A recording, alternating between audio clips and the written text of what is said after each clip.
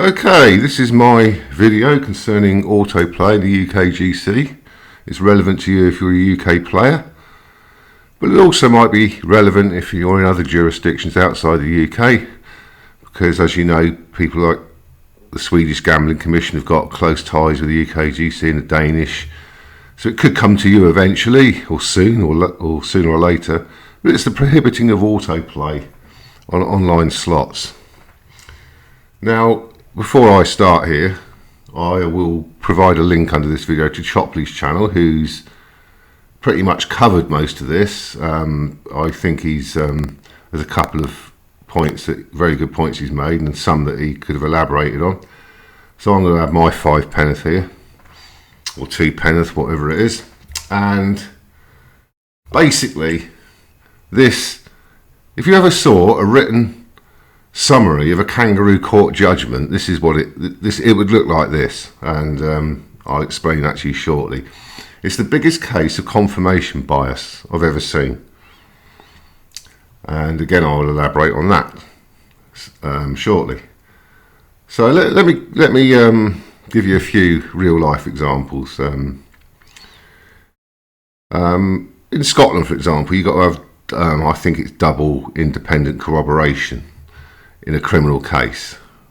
You'll see the relevance of this in a minute. In other words, if you go to the police station in Scotland and say, I've nicked this woman's handbag, sorry, you won't get arrested and charged, because to take you to court, they will have to get proof that you've done it. So they will ask you questions only you can know the answer to if you're guilty, like what was in it. Well, she had a toothbrush in there and a half-eaten Nando's in a paper bag. They look at their report for the stolen handbag. Yep, that's right. Okay, you know.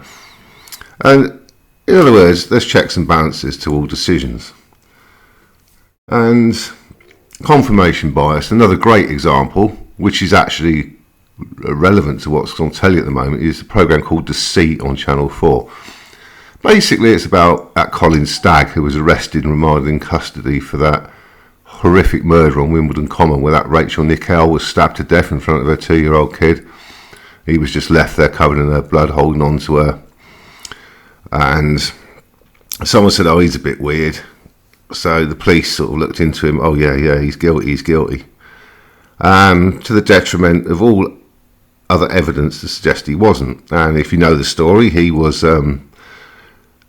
basically, they got a police officer, a fit blonde police officer, to become his girlfriend, sort of chat to him about his fantasies and get a confession out of him while he was still on bail and free. And of course, she set him up with all this dirty talk. He responded, and they arrested him, basically charged him, remanded him in custody. And they didn't look at any other evidence. There was no DNA evidence or anything. So he goes into jail for, I think it's 11 or 13 months, gets taken out for his court case. The judge sits there, the pre-trial notes from the police, looks through it, and thought, what a load of shit, and he just threw the case straight out. He didn't even get a trial. And because it was all basically the police who'd stitched him up with this undercover police woman to say all this stuff, and it was totally unsafe, totally untrue, and he just threw it out. You know, thank God for the common sense of the judge. So he walks free and gets not far short of £1 million in compensation. But just to compound his misery, after this had happened and the case was quite rightly thrown out of court, the officer in charge makes the loaded statement outside the court, we're not looking for anyone else in regards to this inquiry. As if to say, in other words, they were so sure he was guilty, they'd gone down the wrong path, they couldn't admit otherwise. So this guy is still considered by a lot of people to be the prime suspect. Now, obviously, if you know the case, it turns out a few years later, well, many years later, another serial sicko called Robert Napper, who murdered the mum and her daughter and another woman, it turned out he was responsible for it. He was the one who did it. And he is now serving life in Broadmoor. He'll never be released. So that is when confirmation bias goes wrong. And this is confirmation bias in extremis, as I will explain. Now, as Chopley did, I'll go through this reasoning briefly. Respondents' views. Majority of respondents did not agree with the proposal to prohibit autoplay. You're pretty substantial. You're looking at 2/3 to 3/4 of respondents did not agree with it. So you think, well, straight away, this is a non-starter. Blah, blah, blah, and it goes on down. Now, GamCare, we were given too much prominence. Now, if you press the GamCare link where they allegedly did this survey of GamCare forum members and people, GamCare members, problem gamblers, it actually goes just to the GamCare website. It's a dead link. It doesn't go where it insinuates, which is to the GamCare survey. And that is something that's very important. But there's compelling reasons here not to get rid of it. And I'll just slowly scroll down. Disabilities, we've shortly covered that. People with disabilities might need autoplay more than others. And research. At present, you can have up to 100 spins, and you can set a loss limit, a single win limit. And target cohort. Now here, survey hosted on GamCare, and watch this. There's no survey. It's bollocks. It's not there. It's just the GamCare website. Now, GamCare has got thousands of members, and let me explain a bit about GamCare. It's got a forum, it's got a phone helpline, and it's funded by the industry, quite rightly, for the casualties of gambling, which, in relation to the people who indulge in gambling, are relatively few, but obviously, gambling harms.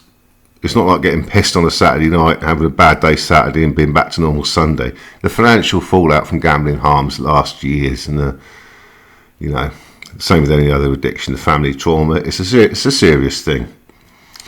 But the GamCare survey, look, by their own volition, 33 people responded. Then obviously you've got to think of a problem gambler here. Now, it's going to be a loaded response, isn't it? If you say to problem gamblers, did you find drinking coffee made you gamble more, made you stay awake longer and have time to lose more? They'll say yes. If you say to email marketing, is it bad? Is it a bad thing? They'll say yes.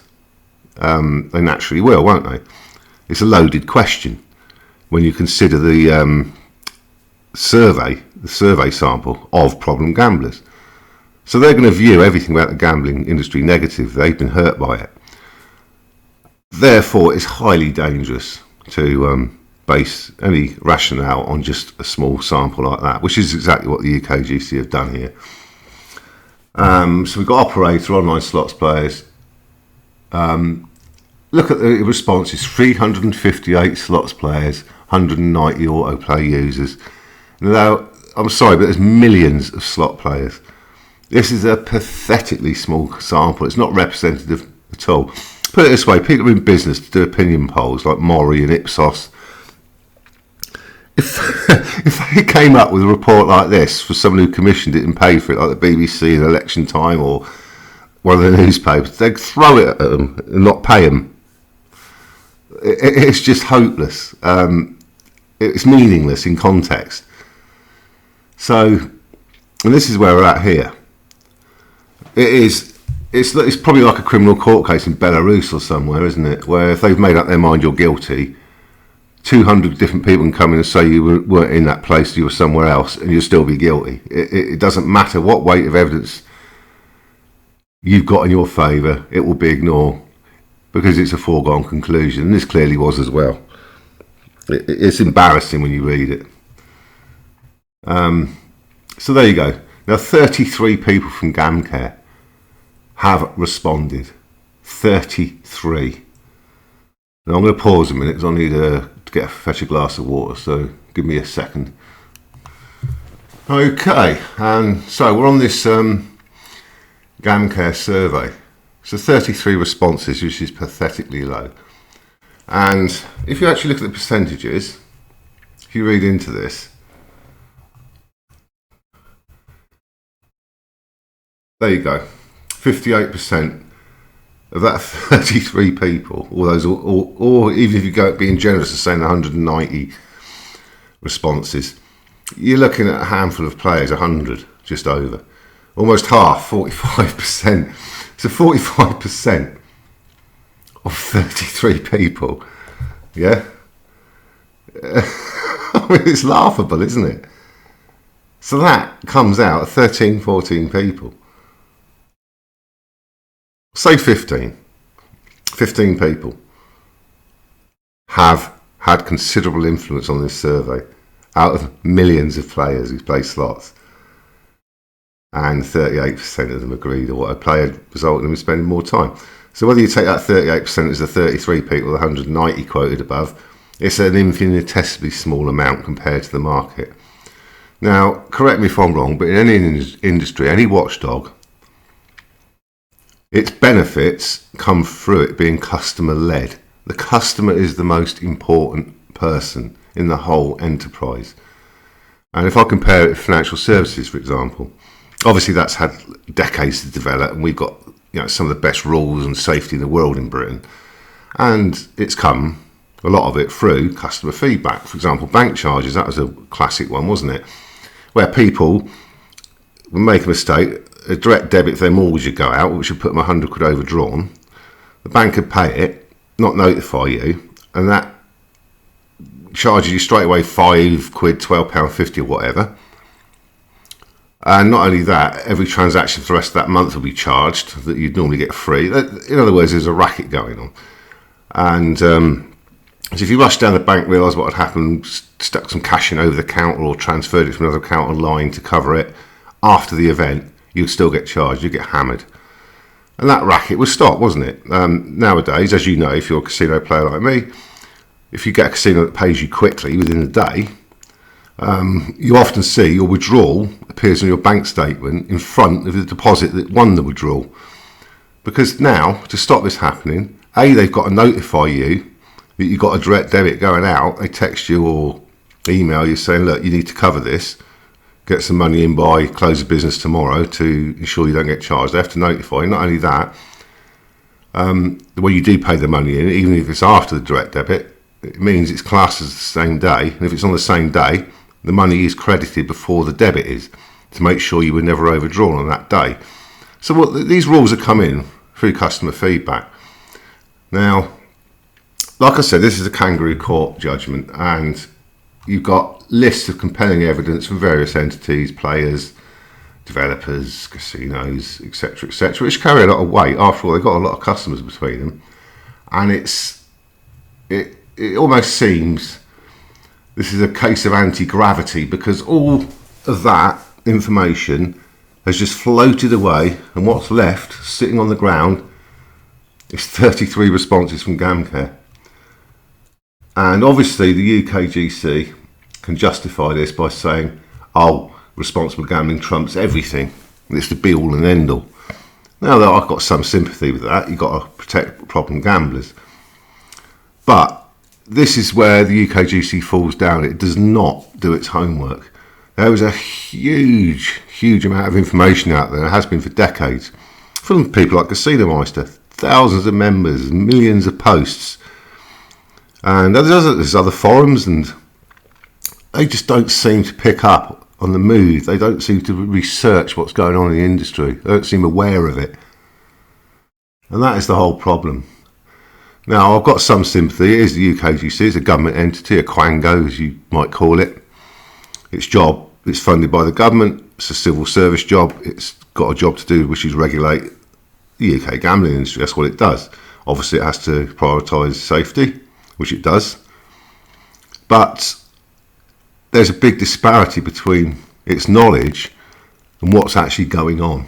They don't seem to be aware of the mood of the customers and the issues they face until it's too late. Therefore, they're reactive and not proactive.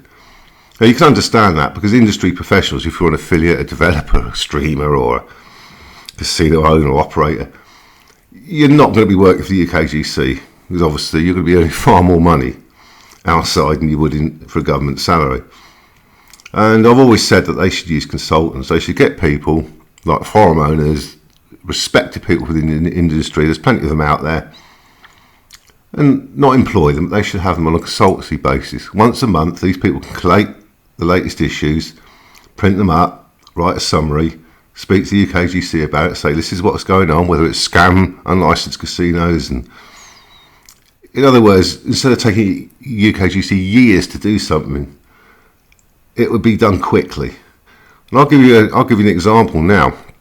This statement of wealth business, okay, I can see why they've done it, anti-money laundering, make sure people don't go bankrupt gambling. Now, it says in the rules that it should be done in a timely fashion, blah, blah, blah, at a certain trigger point.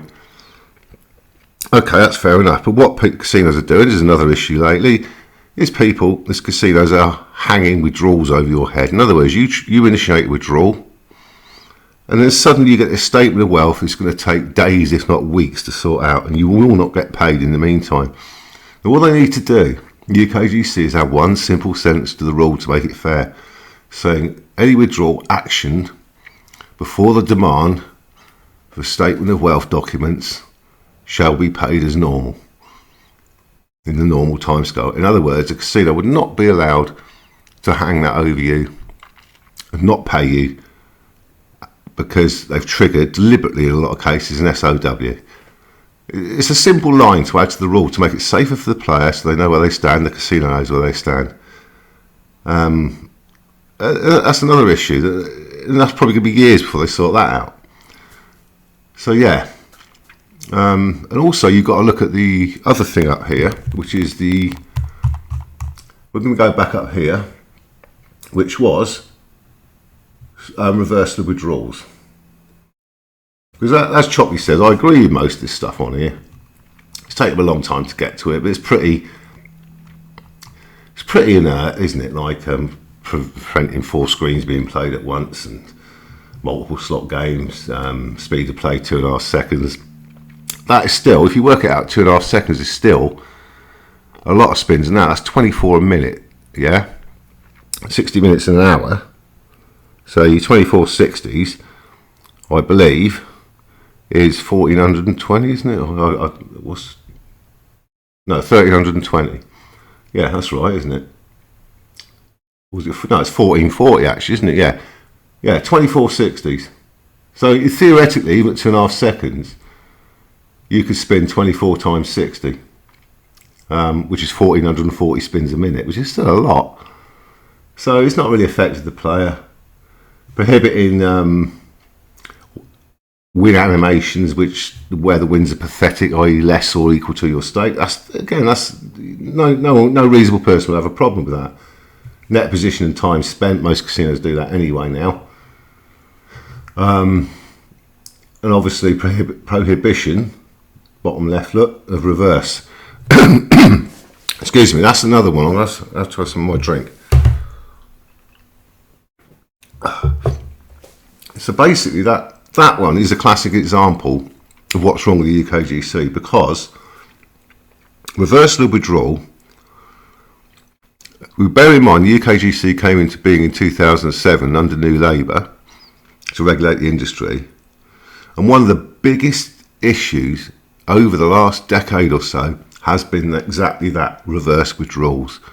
It is a chronic fillip to problem gambling.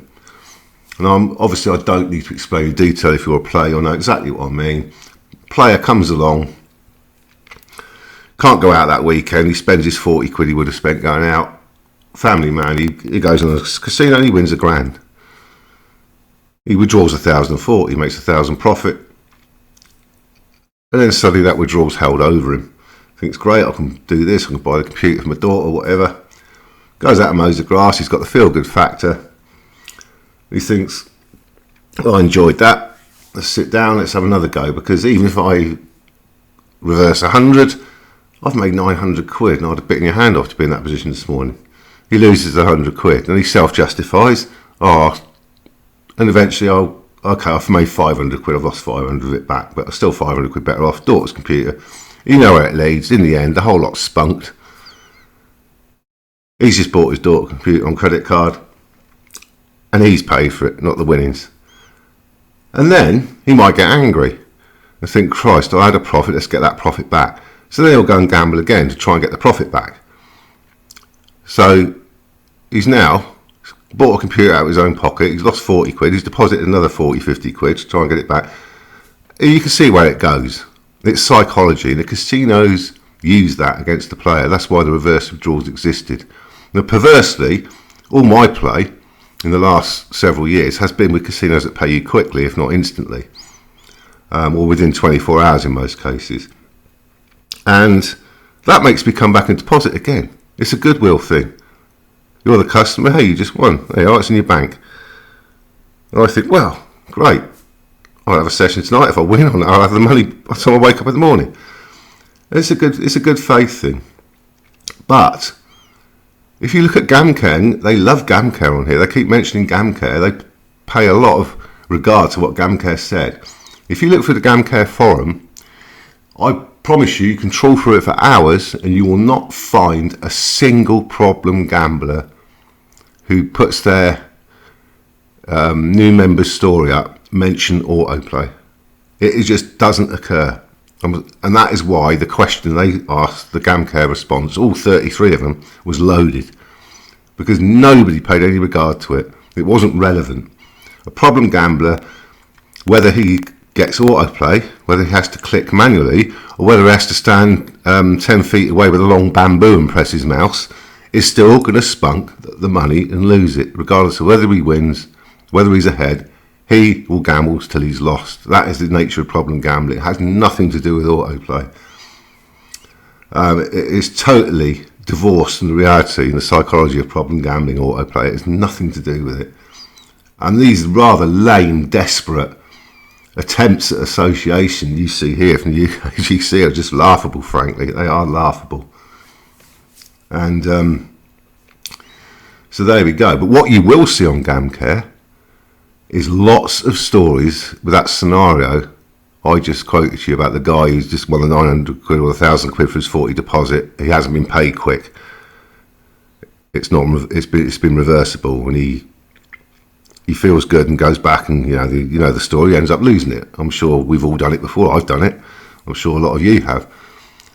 So that has got a massive contribution to problem gambling. It's what makes people angry, and then they feel resentful afterwards because they had won, and they felt no attempt to value them. The customers made no attempt to pay them, and yet the UKGC, as I've just stated, was established in 2007. So one of the biggest protectors for online gamblers paying them quickly and reliably by banning reverse withdrawals. It has taken them 13 years to do it. They started it in lockdown. Now it's a permanent measure. 2007, 2020, 13 years to install in their rules a primary, crucial, responsible gambling protection. And it's taken them 13 years. Now, if they'd have been bothered to do their homework, like I said, it might be a staffing issue. They haven't got the time or the hours to do it. If they'd done their homework and researched around the internet with reliable places like Casino Meister and there's numerous other ones, there's Ask Gamblers Forum, there's numerous forums, they could have realised this was a big issue. Donkeys a decade ago. It should have been stopped there and then, but, so rather than the triumph, this just is a glowing example of their failure, their reactionary. Well, it's not even reactionary, is it, anymore? It's just something that's just been overlooked. And it's taken them a decade and a third to actually do the sensible thing or the right thing for the player.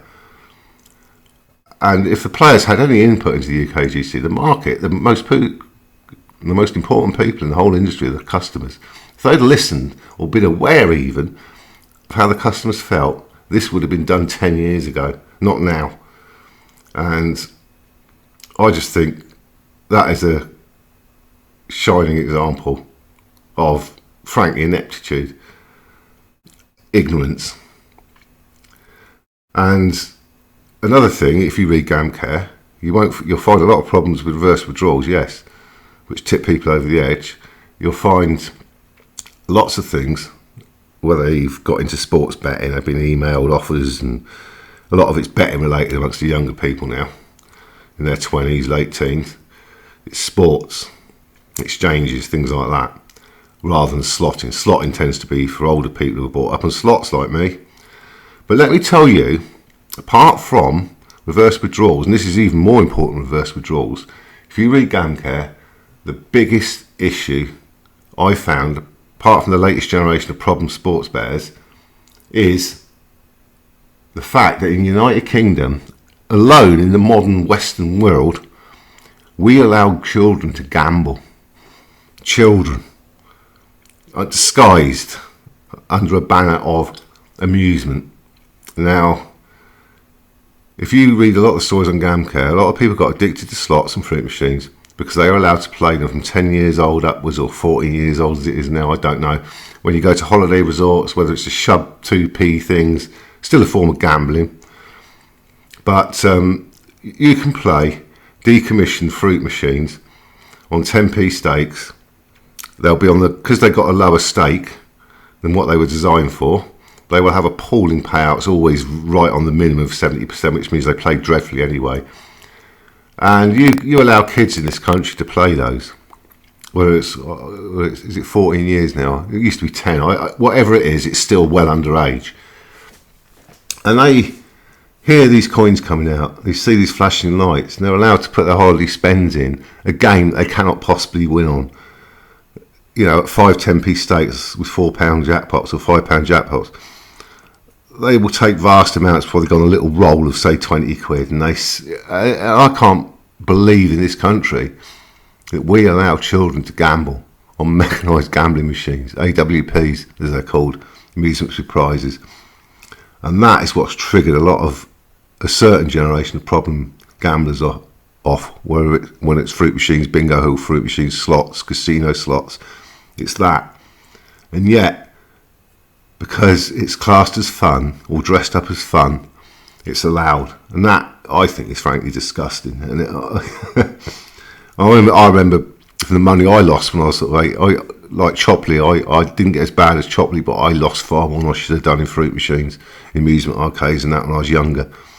And it was triggered when I was a kid. That was my case. That was my personal case. And luckily I never let it get fully, on top of me. Whereas Chopley obviously had serious issues. I was not far behind him, but I didn't quite, I pulled back before I got to his. But I understand exactly the thought process he was going through. And that was because I was exposed to gambling before I was 18. I was taught it was fun. The money was given me to free, so it had no it had no consequence. The parents give you the money, you're on holiday spending money. And then suddenly you're in the adult world, you're earning money. Whether you're on a student grant or in your first apprenticeship or job or whatever. And suddenly that money you're losing for your bit of fun matters. It's not been given to you. You've earned it. You need to pay bills. And yet this country allows that. And how they can have the barefaced cheek to allow children to gamble in this country. I mean, it's only just recently they put the lottery up to 18 from 16, isn't it? I mean, and they can turn around and say adults, whether they're 75 or 25, cannot have AutoPlay, but we'll still allow your children to gamble. I mean, it's just ludicrous when you add it up, isn't it? Or compare those extremes. Yeah, that is exactly what it's like in the UK. I've never gone to a foreign country.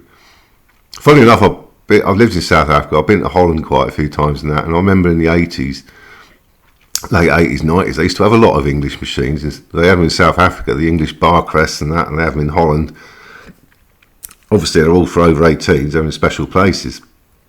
But to see those same machines decommissioned as 5p slots and 10p slots and have children playing them, well... Excuse me. So I have to have some more drink there to moisten the old vocal cords. I'm not used to doing this much talking, believe it or not. So this is where we're at. And we've also got to mention the player funds protection, which the UKGC purports to have in great depth. There's different levels, 1, 2 and 3. Level one is basically pointless. The owner of the casino can put the money under his pillow. Level 3, obviously funds are carefully audited, the player liabilities are kept separate, so on and so on. So there's the various levels of it. But we had this scandal of, was it Purple Lounge, a microgaming download casino, a Viper client. It's British operated. Went to the wall. I think it's back in 2009, around then.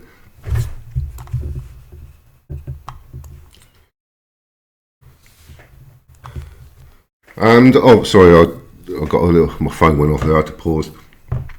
So we had that problem. The players never got a penny. And of course, recently you'll all be aware of the football exchange, whatever it was called. Basically, yeah, online gambling pyramid scheme. And that's been in the papers. I don't need to go into that now, do I? Well, actually, I will go into the football exchange. It is effectively, if you look at its financial, if you look at its mechanism, it's clearly a pyramid selling scheme, and somehow got a license, and people lost money. They're not going to get any of it back, or much of it back. And the UKGC have had flack quite rightly about licensing it. And obviously, they made a statement saying it's going to be, in the coming, we're doing our research into it. We can't issue a statement until we've done this and that. But obviously, as you know, the UKGC takes years.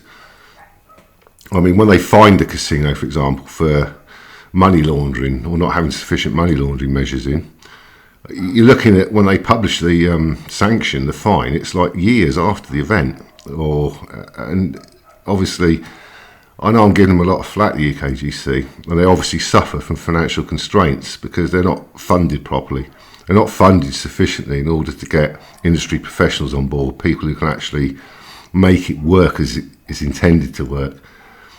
So yes, we have that problem at the moment with the football exchange, whatever it was called. And also we've had instances recently of licenses being granted that with the most elementary research look dodgy.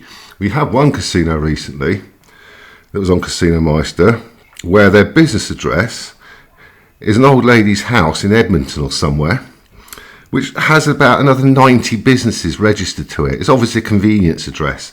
This operation has no physical entity within UK boundaries. It's obviously just money sent here. It's set up.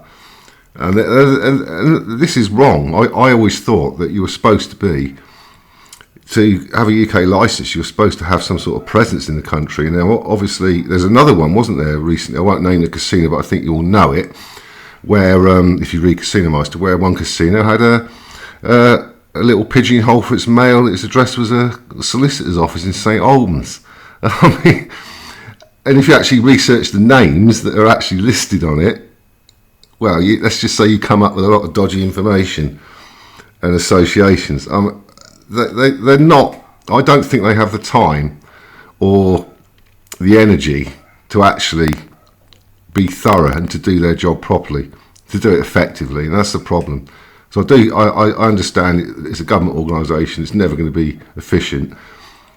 It's never going to be funded properly. But really, it is.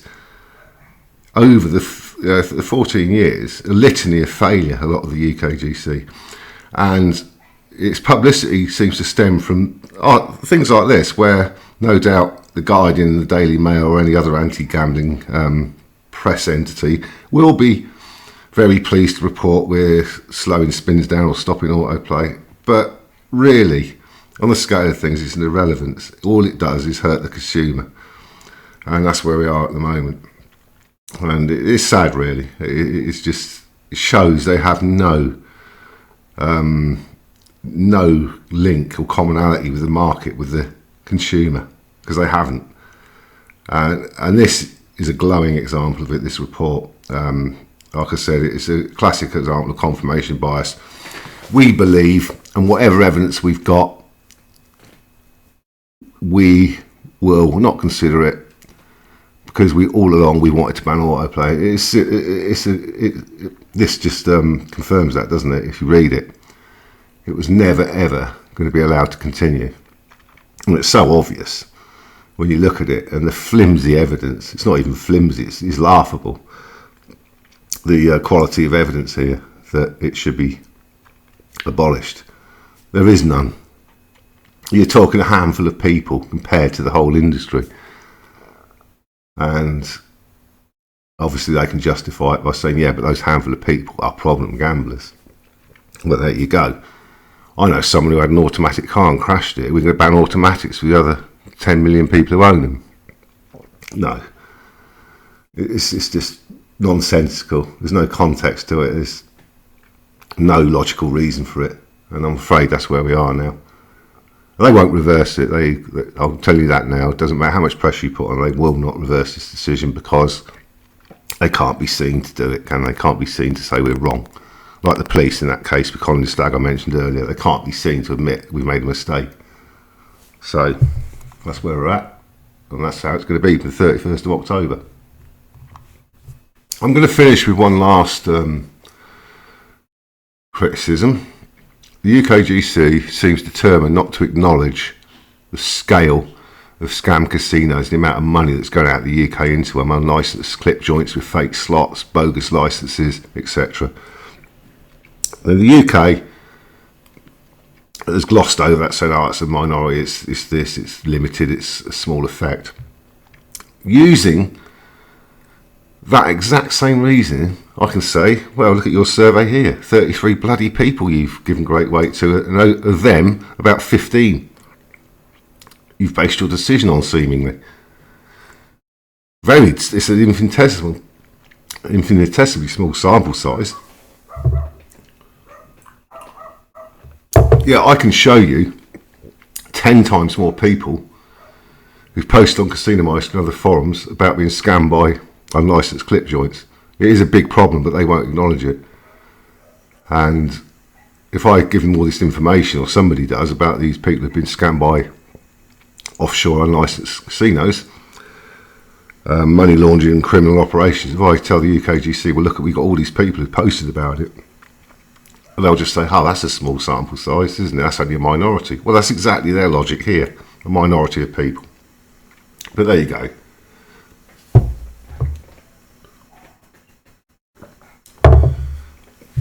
Well, thank you for listening to this. I don't want to waffle on too long. I've been over 35 minutes already. I will put Chopley's video link underneath. So you can, if you prefer his voice to mine, you can hear another opinion on this. And I, for one, am dreading the day I can't use AutoPlay, and it's coming very soon. Well, thank you for putting up with me for this long, and I look forward to hearing your comments.